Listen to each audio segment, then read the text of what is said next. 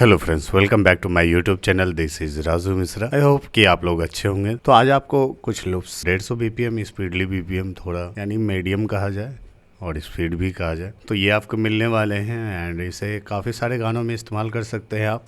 मैंने थोड़ा सा गुनगुना भी दिया है, इस वजह से गुनगुना देता हूँ दोस्तों कि आपको कम से कम ये पता हो कि ऐसे ऐसे गानों में चल जाएंगे ये लूप्स, क्योंकि बहुत लोगों को नहीं पता होता है कि कितने बीपीएम पे कौन सा गाना होना चाहिए, कैसा होना चाहिए। तो ये काफ़ी सारे आपको हेल्प मिल जाते हैं उसमें, ठीक है, ये समझने के लिए कि मैं किस गाने पे इसे इस्तेमाल कर सकता हूँ और आपका टाइम वेस्ट नहीं होता है। और यदि आपको चाहिए होता है तो आप डाउनलोड कर सकते हैं, ठीक है।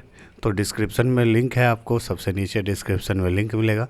पासवर्ड आपको वीडियो में मिल जाएंगे, तो आप पूरे वीडियो पे बने रहें और सुनते हैं। अगर आसमां तक मेरे हाथ जाते तो कदमों में तेरे सितारे बिछाते। अगर आसमां तक मेरे हाथ जाते तो कदमों